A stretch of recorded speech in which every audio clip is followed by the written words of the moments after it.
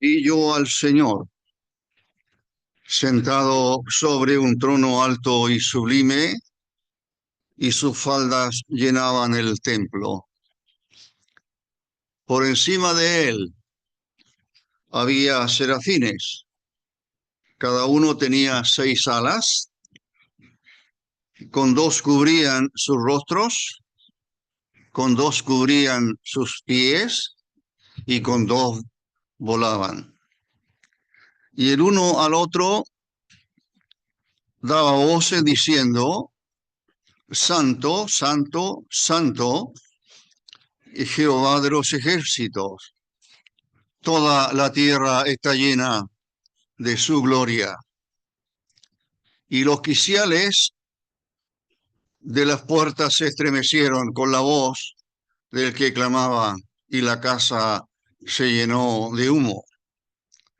Entonces dije: ay de mí, que soy muerto, porque siendo hombre inmundo de labios y habitando en medio de pueblo que tiene labios inmundos, han visto mis ojos al Rey, Jehová de los ejércitos.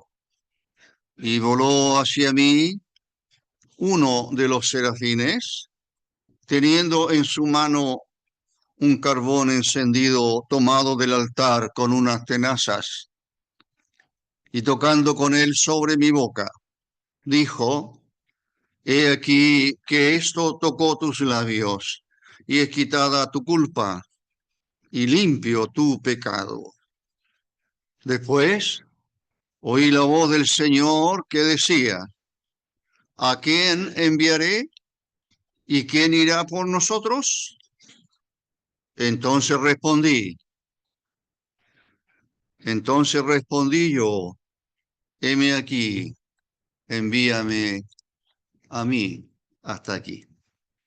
Bueno, como dije, este es el tercer domingo en esta porción de Isaías, de una de las visiones más extraordinarias que haya tenido persona alguna. Bueno, ninguna persona puede ver a Dios, eso es cierto. La visión de Isaías es la visión del cielo. Ya expliqué en su momento al principio que hay discusiones si será Isaías, estará en el templo en Jerusalén, o si Isaías, ¿qué es? Ahora, no siendo sacerdote, Isaías no puede estar dentro del templo, número uno.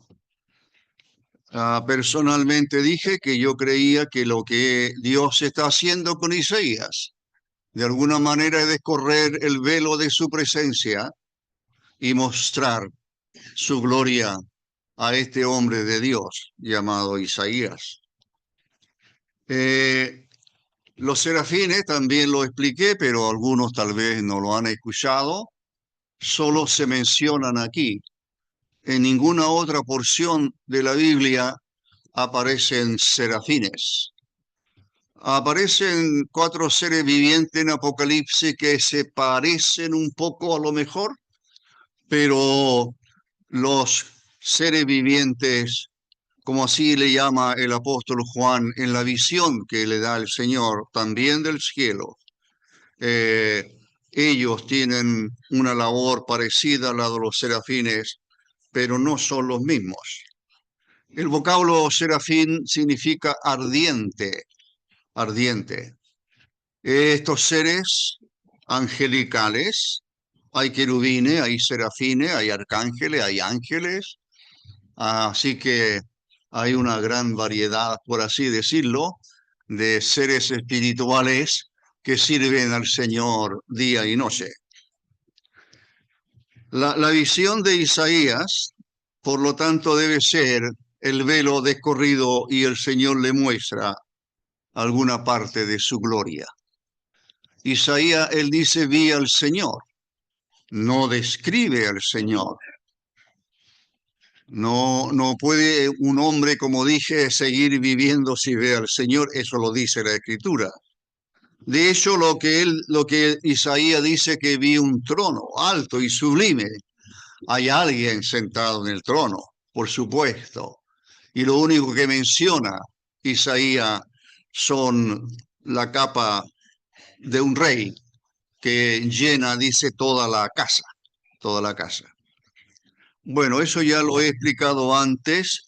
Isaías ante esta visión no puede sino reconocer su propia condición de un pecador absolutamente lejos de Dios.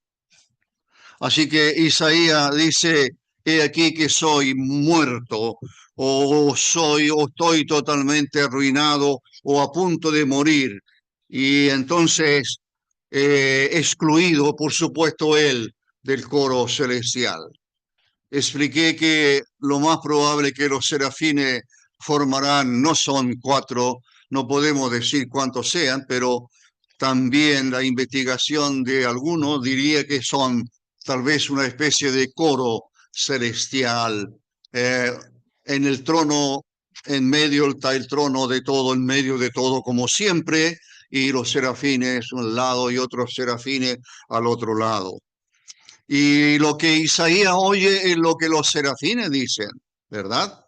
Santo, santo, santo es el Señor y es lo que hemos leído. El vocablo santo, santo, santo aparece una vez más en Apocalipsis 4. No aparece en ninguna otra porción de la Biblia para referirse al Señor.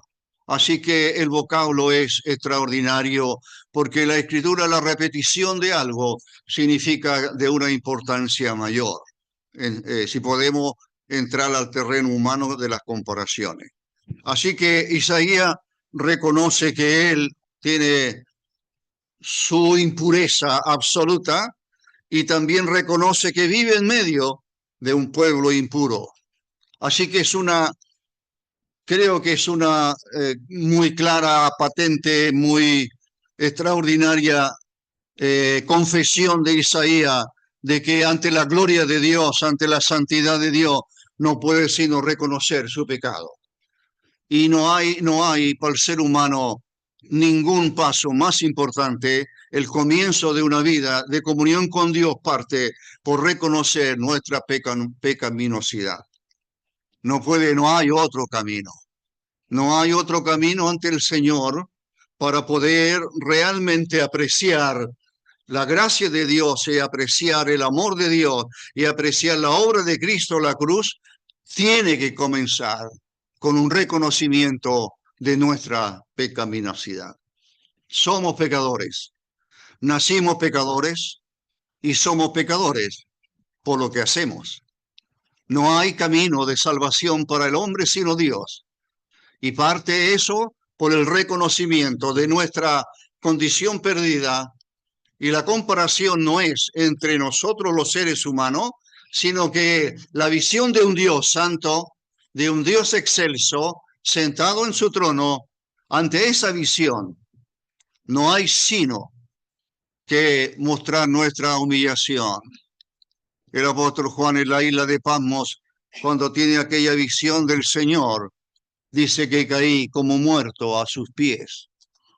Así, aquellos que no conocen al Señor, la Biblia, la palabra de Dios, está diciéndonos que usted y todos nosotros, también los creyentes, antes de conocer al Señor, estábamos absolutamente perdidos en nuestros pecados. Muertos, dice Dios en su palabra, muertos en delitos y pecados. ¿Qué puede hacer un muerto? Y en una condición tal. Así que la confesión de Isaías debe ser la confesión de todo hombre pecador. Bueno, el versículo 7. Y vamos a intentar terminar esto. Bueno, el 6. Voló hacia mí uno de los serafines, con dos alas cubren su rostro, con dos cubren sus pies, expliqué aquello, y con dos están volando. Son seres, como dije, el mismo vocablo, seraf en griego, en hebreo, significa ardiente, como las serpientes ardientes, así llamadas en el desierto, el vocablo es el mismo. Así que estos seres ardientes, estos serafines, aun cuando están en la presencia de Dios, reconocen que ni ellos, que son seres puros, no son capaces de mirar a la presencia de Dios. ¿Qué queda para nosotros? Dos alas cubren su rostro, con dos alas camina, con dos alas cubren sus pies, y una de las explicaciones que se puede dar es que en realidad mi camino no lo escojo yo, mi camino lo escoge el Señor. Así que el versículo 6, voló hacia mí uno de los serafines, trayendo en su mano un carbón encendido, tomado del altar con unas tenazas. El altar, también hay algunas discusiones un poco qué altar es este, ¿verdad? Y entonces también creo que hay que con concordancia en mucho que este altar sería el altar del incienso, llamado el altar de oro, llamado el altar que está delante de Dios. Así se le llama en el tabernáculo. El altar hecho es pequeño, ¿eh? O era pequeño, era pequeño. Pequeño en el sentido de que no sé cuánto medirá esto, 80 centímetros, un metro casi. El altar aquel medía como 80 centímetros, eh, dos codos, unos 40, sí, más o menos, 40 y 40, no más alto, y de un codo nada más, un cubo, como un cubo. Así que un cubo largo. De madera de acacia, que es la madera que más se usó en aquel entonces, pero absolutamente cubierto de oro. Allí es donde se quemaba el incienso. Es solamente allí lo único que se hacía era quemar incienso. El perfume que sube a la presencia de Dios, símbolo de la adoración. Así que, y el fuego probablemente será sacado, porque fuera es una muy buena, me agradó leer y escuchar, o leer más bien, no escuchar, pero leer que en realidad este altar es posterior al altar que está fuera del tabernáculo. Si usamos la figura, y nuestro hermano ha estado explicando esto, entonces el altar de afuera es el altar del sacrificio, es un altar de bronce, es un altar donde miles y miles de animales han muerto allí en ese altar. Pero la sangre que ha sido allí derramada es la sangre que el sumo sacerdote usará para entrar al lugar santísimo. El altar este podría ser el altar del incienso, puede ser, como dije, o el altar del perfume. En Levítico 16 hay el altar que está de delante del Señor. Ahora, algunos dirán, ¿por qué se llama altar? Porque hay un altar allí. No hay sacrificios en el cielo. Así que por eso me atrevo a pensar que este altar del incienso, o sea, este altar debe ser el altar donde sube el perfume de adoración a la presencia de Dios. El altar de oro no es sino, dijo alguien, el sacrificio o el resultado mejor de un sacrificio ya presentado. No puede haber altar de adoración si antes no hay un altar del sacrificio. No podemos ser nosotros adoradores del Dios Santo si primero no hay una, una expiación hecha en nuestras vidas de nuestro pecado. Imposible. No pueden haber adoradores que vivan en pecado. No se puede adorar a Dios y vivir en el pecado. Así creo que hay varias lecciones para nosotros en el día de hoy de esta visión extraordinaria. Me parece a mí cada vez más extraordinaria. Así que podrán algunos también decir que este altar es una linda, bueno, se habla de que el incienso, las oraciones de los santos, el incienso, eso dice Apocalipsis, el incienso generalmente, como dije, es un símbolo de la adoración.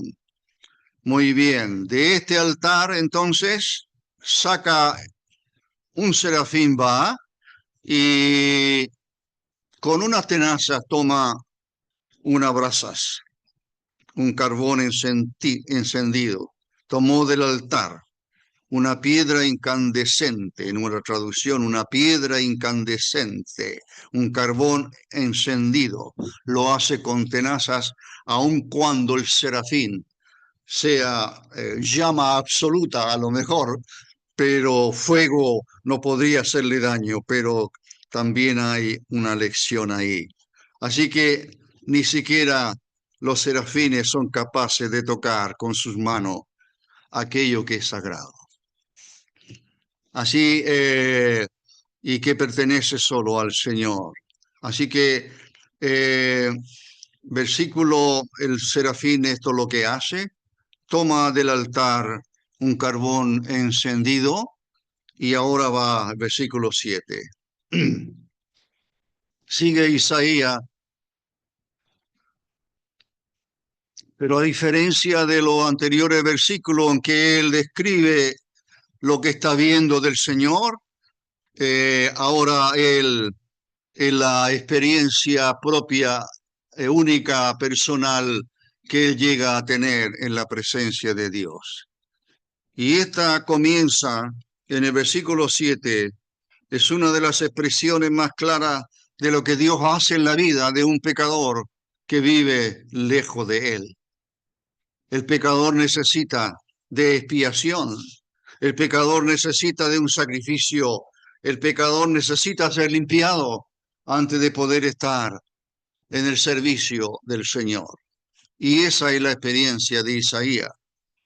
Isaías dice en el versículo 7, y tocó sobre mi boca, y dijo, he aquí que esto ha tocado tus labios, y ha sido quitada tu culpa, y limpiado tu pecado. Eso es lo que el serafín está diciéndole. Lo que está haciendo el serafín no es lo que le haya parecido bien a él, que había que hacer con Isaías. Lo que el serafín está haciendo, este ser angelical que está en la presencia de Dios día y noche adorando al Señor, este ser, lo que él está haciendo es hacer lo que Dios le ha ordenado hacer para poder permitir que Isaías pudiera ser un siervo de Dios y por supuesto un adorador del Señor. Así que este serafín, por así decirlo, unge con el fuego de Dios los labios del profeta y le confiere el perdón de los pecados. No, él no puede perdonar, es Dios, pero la acción la está haciendo él de parte de Dios. Así que esto está reflejando la acción más necesaria, como dije antes, de todo hombre o mujer en este mundo que nace pecador y que es pecador por experiencia, que es pecador por práctica. Este hombre, esta mujer, quien quiera que sea, necesita de una expiación. Todos los creyentes sabemos de qué se trata, porque fue nuestra experiencia en el pasado, ¿verdad? Algunos podrán ser meses o años.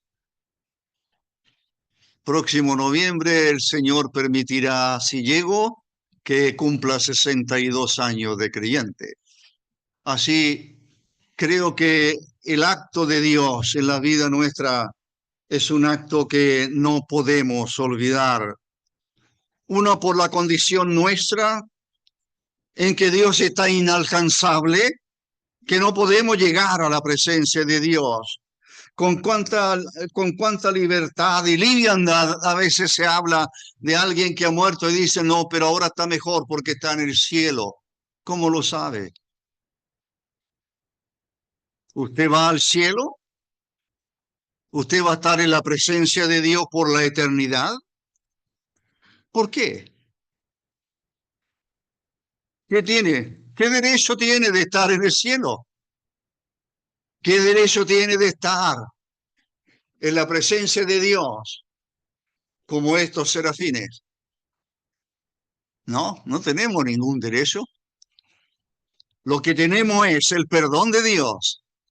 Y eso es lo que Isaías está experimentando. Lo que Isaías está experimentando es un acto de expiación en él.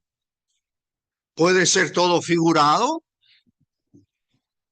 pero la verdad sigue y por la eternidad en la presencia de Dios, los creyentes en Cristo, cuyos pecados han sido perdonados y puede estar en la presencia de Dios. Así que lo que está haciendo, diciendo eh, Isaías es su experiencia, cómo ha sido un acto externo a él. No son obra de él, es un acto externo a él. Y es el acto de un ser santo, de parte del Dios santo, que obra en él y le dice, ha sido quitada tu culpa, ha sido quitada tu culpa y limpiado tu pecado. ¿No le parece eso extraordinario? ¿Hay obra más grande que esa? ¿Hay una expresión del amor de Dios más grande que esa? Damos gracias a Dios por estar vivo, damos gracias a Dios por los alimentos por la mañana, damos gracias a Dios porque nos dio un sueño que nos hizo descansar, y damos gracias a Dios por un sinnúmero de cosas que tenemos. Pero yo creo, hermanos y hermanas, que incluso cuando estamos en la cena del Señor, me parece cada vez más extraordinariamente santo el lugar.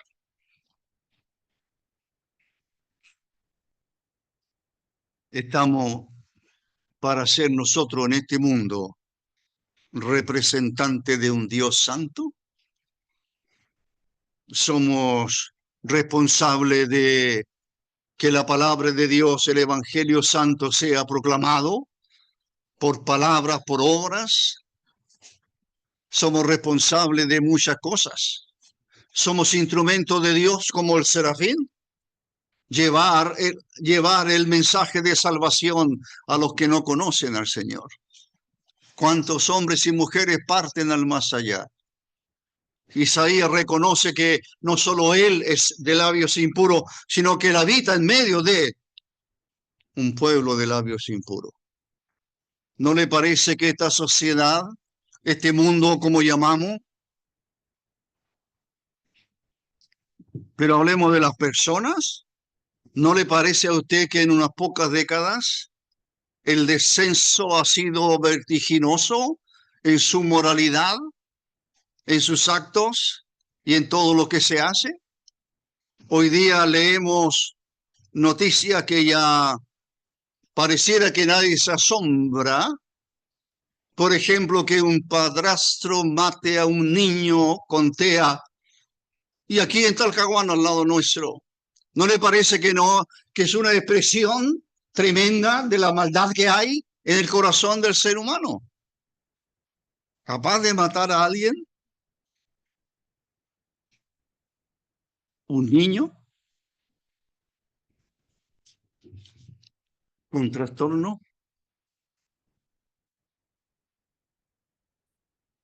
Y ese es solamente un pequeño ejemplo.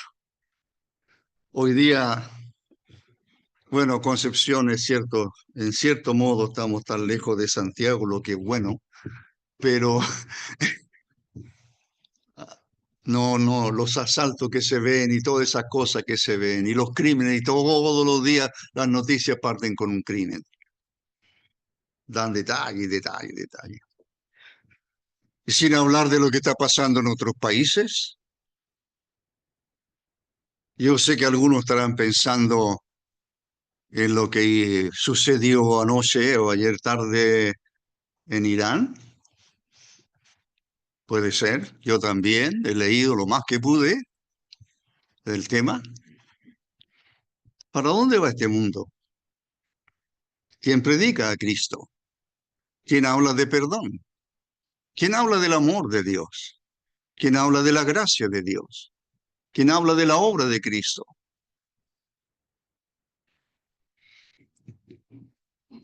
Ha sido quitada tu culpa.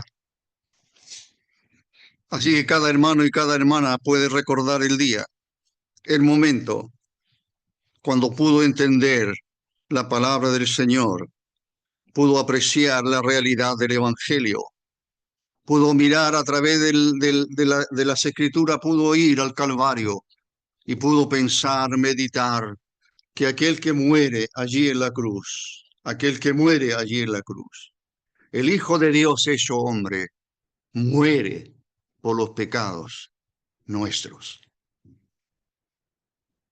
La expiación está hecha. La expiación, el sacrificio expiatorio ocurrió hace más de 2000 años, allí en las afueras de Jerusalén, en el monte Calvario. El Hijo eterno de Dios, hecho hombre, murió por usted y por mí. Eso es lo que tenemos que apreciar. Y la obra de regeneración que hizo en nosotros ha sido, podemos nosotros escuchar estas palabras, apropiárnoslas y decir, eso es exactamente lo que Dios hizo conmigo. Tu culpa ha sido quitada, dice Dios. Tu culpa ha sido quitada y tu pecado ha sido limpiado. Dos expresiones interesantes que este serafín le está diciendo a Isaías. La culpa es cubierta, eso es lo que significa expiación. La culpa es cubierta, extinguida o destruida. Son términos que pueden usarse en nuestro español para referirse a este vocablo expiación, significado del hebreo aquí usado. Cubierta, extinguida, destruida, y ya no existe más ante Dios. No, ya no existe más. No hay nada más que hacer porque la justicia de Dios ya fue satisfecha por la obra de Cristo en la cruz. Cada vez que oremos tengámoslo presente y cada domingo que vengamos a la cena del Señor tengámoslo presente. Hay dos símbolos en la mesa y nuestro hermano que oró hizo una reflexión, por supuesto, apropiada, el pan y la copa. Así que este serafín, de alguna manera, es el instrumento de Dios para absolver de toda culpa a este hombre llamado Isaías. Esto tocó tus labios, dice, esto tocó tus labios y es quitada tu culpa. Hay una obra preciosa de Dios, ella en Isaías. Pero Dios también aborda el problema de la iniquidad. Aquí hay dos vocablos, tu pecado, tu iniquidad, tu culpa. Así que el pecado, la culpa es quitada. Interesante este vocablo, kiper, que se usa en el Antiguo Testamento para hablar o coper, que significa precio de rescate. Precio de rescate. Ese es el vocablo que se está usando aquí del hebreo. Así ha sido pagado un precio. Ha sido quitada tu culpa, se ha pagado un rescate para que tus pecados sean borrados. Y ese precio fue la sangre preciosa de Cristo, que significa su vida es entregada o fue entregada por todos nosotros. Así, creyentes en Cristo, tenemos mucho que agradecer a nuestro Dios. No solo porque estamos viviendo, no solo porque comemos, no solo porque tenemos vestido, etcétera, etcétera, sino porque lo más importante, porque es eterno, es que tenemos el perdón de nuestros pecados por el sacrificio del Hijo de Dios. Y termino con el versículo 8.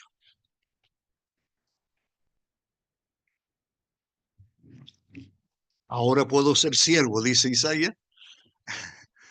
Ahora estará en condiciones de servir al Señor. Muchos pretenden servir al Señor sin tener sus pecados perdonados, ¿verdad? Y escuché la voz del Señor Escuché la voz del Señor. Había escuchado hasta aquí a los serafines. Los serafines como instrumento de Dios, haciendo la obra redentora en él. Estos seres ardientes, fuego. Dios es fuego consumidor. Eso dice la Escritura. Y entonces, ahora es el Señor que le habla a Isaías. Escuché la voz del Señor. ¿Cómo sería?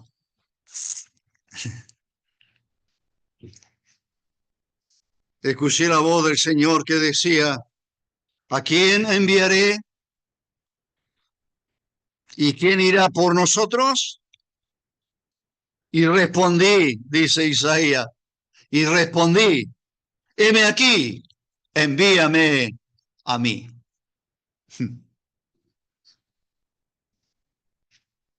Cuando Isaías ya ha sido absuelto, como dijimos, de todo pecado, borrada, cubierto su pecado, limpio. Ahora se puede entender tal vez mejor el verdadero objeto o la razón o el propósito que Dios tuvo para darle esta visión a Isaías. No quiero equivocarme, pero podría pensar que todo lo que Isaías ha visto del Dios excelso, toda esta visión y todo el acto de expiación hecho en él, todo fue para llegar a este versículo, a una pregunta de Dios. Extraño, ¿verdad? Que el Dios supremo, el creador, el todopoderoso, infinito Dios, esté preguntándose a quién enviaré y quién irá por nosotros. No sé quiénes somos nosotros aquí. Esto me tuvo de cabeza, pero ¿es él y los serafines? Algunos podrían pensar. ¿O es el Dios trino? Sería mejor. ¿Quién irá por nosotros? ¿A quién enviaré? Dice el Señor. ¿Y quién irá por nosotros? El Señor, Adonai, el vocablo Adonai aquí. Te sabe, expliqué en un momento dado que ahí está el término Adonai, Señor, ¿no? Y el término Jehová en nuestro español, Yahvé, Yahweh, que se usa una vez, Jehová de los ejércitos. Ahora Isaías, por así decirlo, está en condiciones de hablar con su Señor. Primera vez que Isaías hablará con él. Fue a hablar, por así decirlo, cara a cara con él. Dios habla. ¿A quién enviaré? Y sabe, hermano y hermana, que eso sigue vigente. ¿A quién enviaré? ¿Quién irá por nosotros? ¿Enviarlo a dónde? ¿Irá a dónde? ¿A dónde quiere Dios que vayas? ¿Qué es lo que Dios quiere que de mí? ¿Qué quiere Dios que yo haga? ¿Qué es necesario hacerlo? ¿A quién enviaré? ¿Quién irá por nosotros? ¿A quién enviaré? Mire la pregunta. El Señor, santo, santo, santo, que serafines, seres ardientes le sirven, querubines, arcángeles, ángeles, todo ello podrían hacer de este mundo un mundo absolutamente perfecto. Pero Dios no lo hace con ángeles. Dios hace la obra de redención, por así decirlo, a través de los redimidos, usted y yo. Entonces mi pregunta es, ¿qué está haciendo usted para el Señor?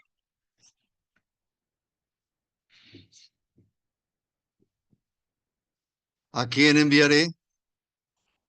¿Quién irá? Eso es lo que escucha. Él escucha la voz, dice, escuché la voz del Señor. no la de los serafines, como dije antes.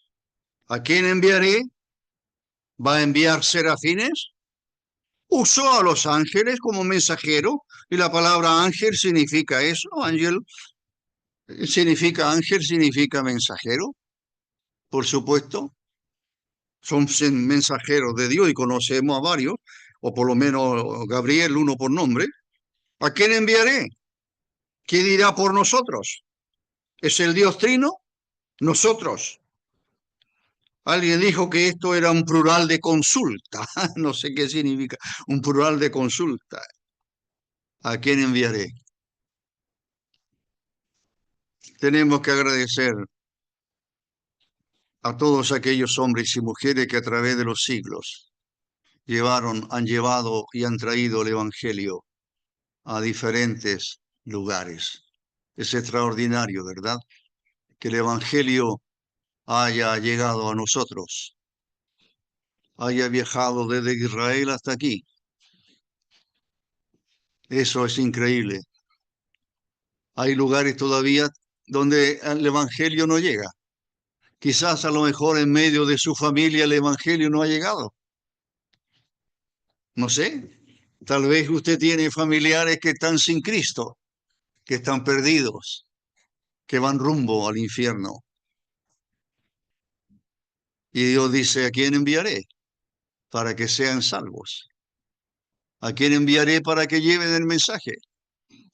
¿Tiene vecinos? ¿Tiene alguien a quien predicarle el Evangelio? ¿A quién enviaré? Y entonces Isaías responde y dice, heme aquí, envíame a mí. ¿Por qué? Sabe, yo al mirar, leer, releer y volver a leer, e imaginarme la escena con una imaginación demasiado grande a lo mejor, pero me da la impresión que Isaías no titubeó ni un minuto, ni un segundo pareciera. Mire, un poco antes está diciendo, soy muerto, estoy perdido, no tengo salvación delante de un Dios que es tan santo.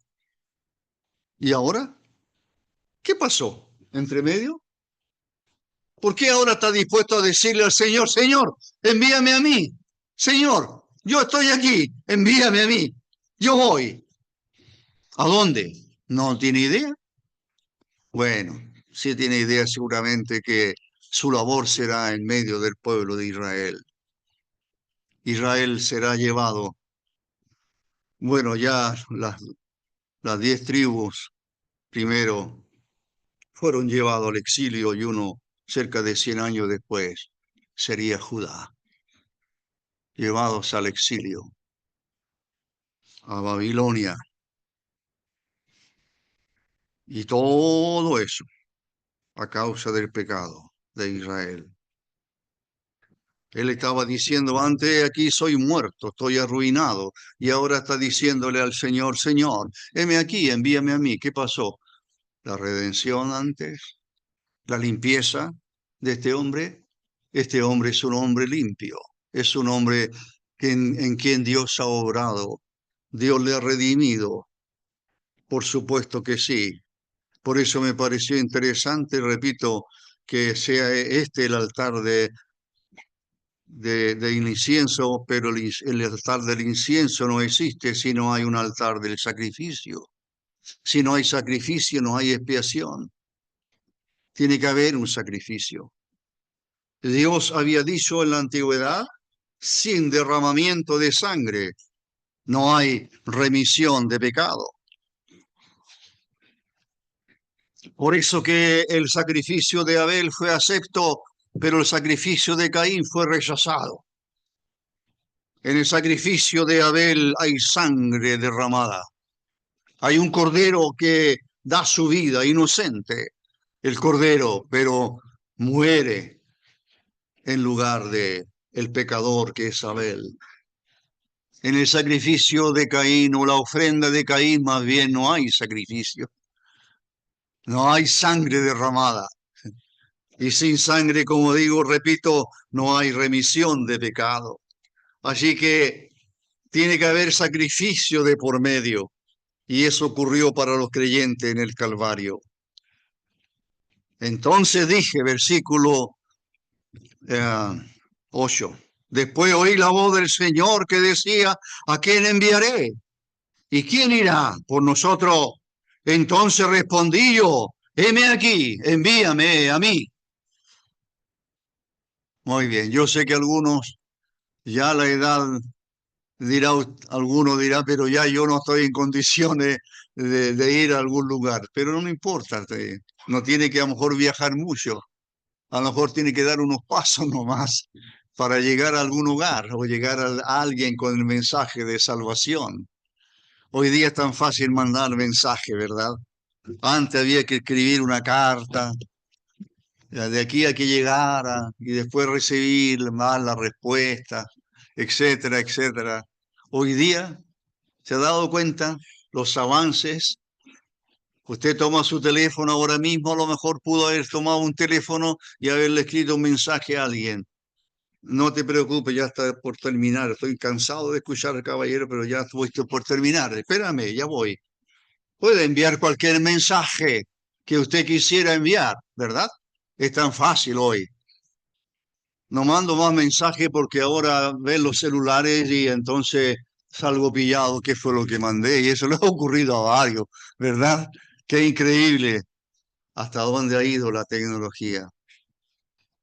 Pero vuelvo, hermanos, a insistir que usted y yo somos los instrumentos de Dios, sin importar quiénes somos, sin importar qué recursos tengamos, sin importar dónde vivamos.